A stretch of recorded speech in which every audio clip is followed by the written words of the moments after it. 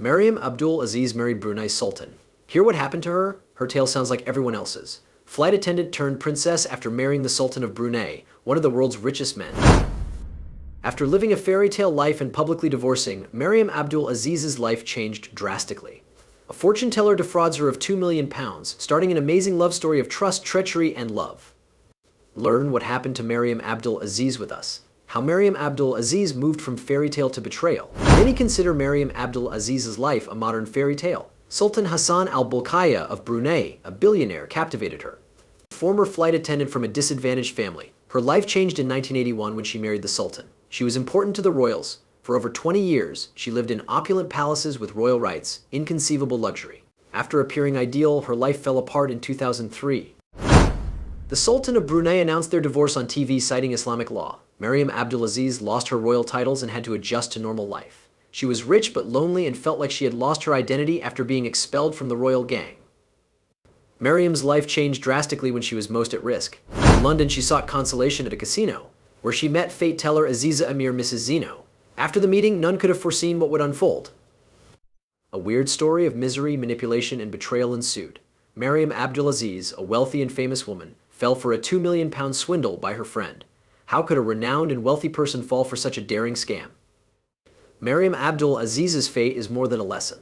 It's an intriguing tale of trust gone wrong, vulnerability, and its ramifications. Mariam's tale shows that even the wealthy can encounter issues that money and influence can't solve. Ending the fairy tale, Mariam Abdul Aziz met Sultan Hassan al-Bolkiah in 1981 while working as a Brunei Airlines flight attendant. This dramatic change in her life was unanticipated. At 35, the Sultan ruled Brunei, an oil-rich nation. He proposed because he liked her appearance. It seemed unthinkable how privileged and prominent Mariam would enter. After becoming the Sultan's second wife, Mariam rose in the royal family. Their marriage exemplified modern royalty, old-fashioned and extravagant. She became a more prominent royal family member after giving birth to 2 of the Sultan's 4 sons and 2 of his 6 daughters during their 22-year marriage. Her wealth, popularity, and elegance made her existence something most people could only dream of. However, this modern fairy tale ended abruptly in 2003. The Sultan announced their divorce on Brunei's state-owned TV channel without warning. Everyone heard from Sultan's brother Prince Sufri Bolkiah.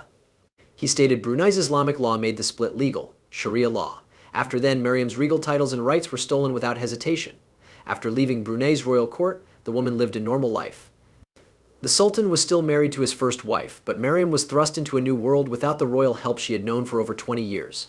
No official grounds were presented for months of speculation that the couple was separated. The divorce clearly hurt her, despite her money. Mariam struggled to adjust to life without the royals. A wealthy woman felt lonely and secluded, according to court documents. Though trusting and generous, the woman felt lonely and wanted friends. Despite her regal heritage, she struggled to define herself. Mariam Abdul Aziz's sudden loss of her royal title began a difficult time. She lost the royal pomp and security. She now faced life outside the palace gates. She trusted a dishonest fortune teller who took advantage of her. She lost £2 million in a daring fraud. Everything changed at the conference. Mariam Abdul Aziz fled Brunei's rich after her divorce and attention. In 2003, she broke up with the Sultan of Brunei, ending her wealthy but lonely life. Mariam left her palace and entered a new world. Her royal names were less important. She sought comfort and routine at home in London. The city gave her privacy and a fresh start. On one trip in December 2003, she accidentally entered the rendezvous casino on Park Lane. Her life would change forever. She met a weak late 60s Iraqi woman at the casino, who called her Mrs. Zeno. The woman claimed to be a spiritual fortune teller who could reveal life secrets through palm readings and other methods. A cordial talk quickly became a deeper bond. Mariam Abdul Aziz did what? Mariam Abdul Aziz was more than an affluent divorcee. She struggled with identity, heartbreak, and isolation. She was vulnerable after becoming a famous Bruneian royal and having to figure out how to live alone. Mrs. Zeno knew she was weak and gave comfort and assistance. Because she was alone, Mrs. Zeno's comfort and company were welcome. Mariam believed their acquaintance became a bond. Mrs. Zeno listened to her difficulties and helped her feel understood when she was psychologically struggling.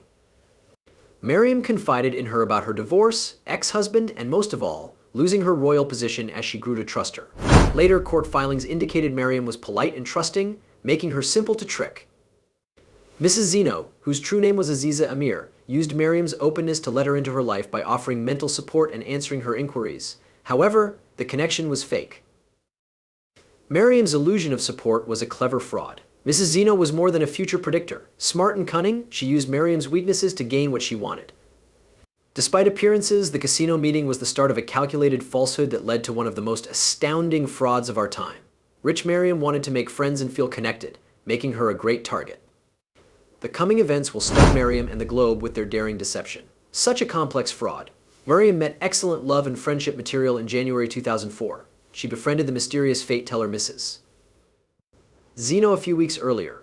Mrs. Zeno described Mr. Aziz as a nice, desirable bachelor with good aspirations and a great personality. Hi Mariam. This rendezvous was a welcome break after her public divorce from Brunei's Sultan.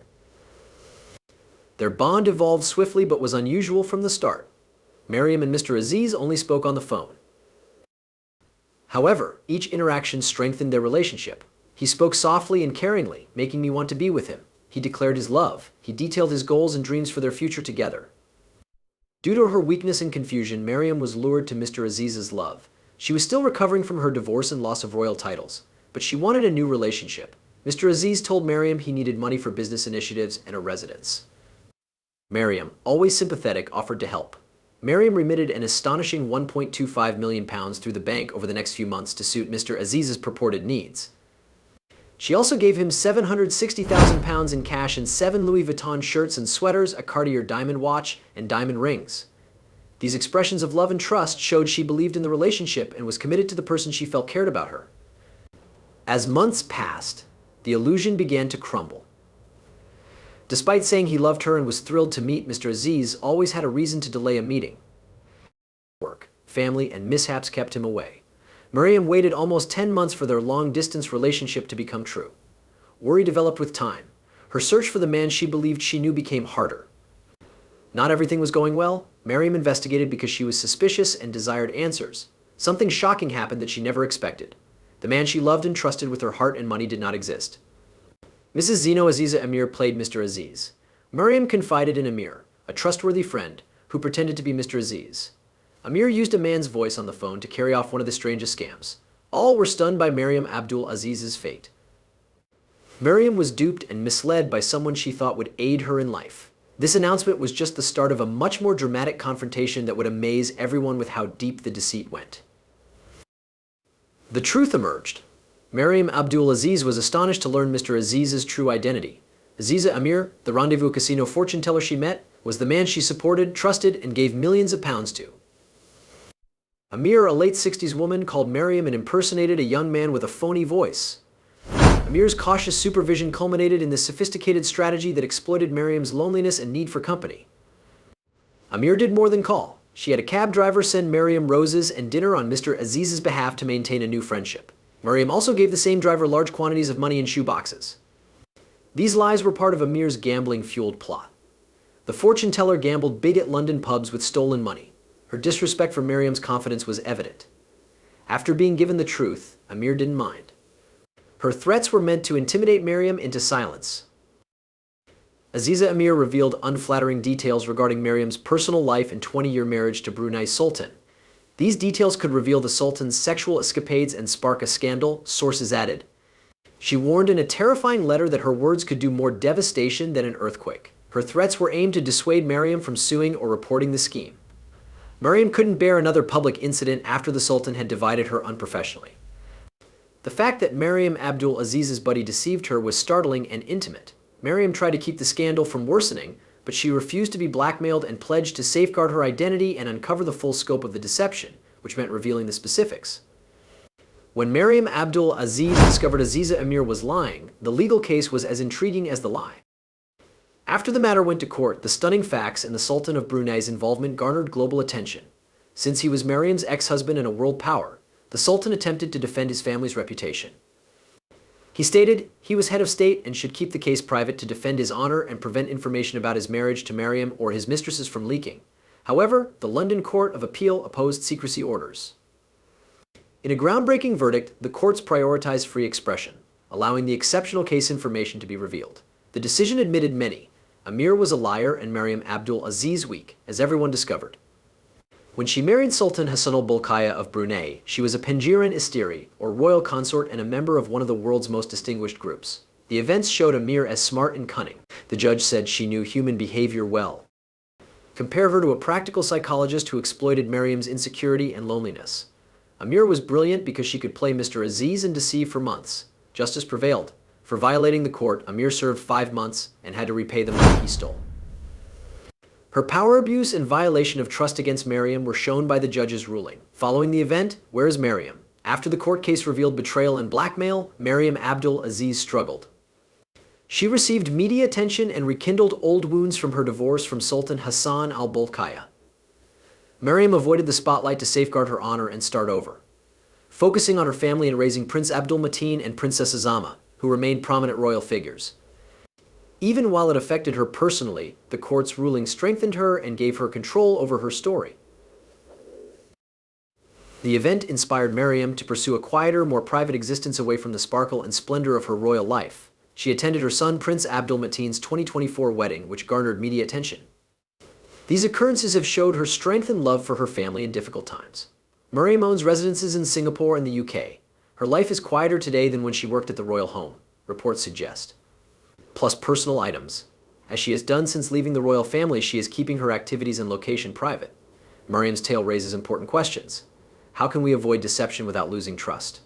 Trust is essential to all interactions in society. After breaking, the scars can make rebuilding difficult. Mariam was duped for more than money. It affected her hard and made her lose faith in others. Her story illustrates the need to balance trust and safety.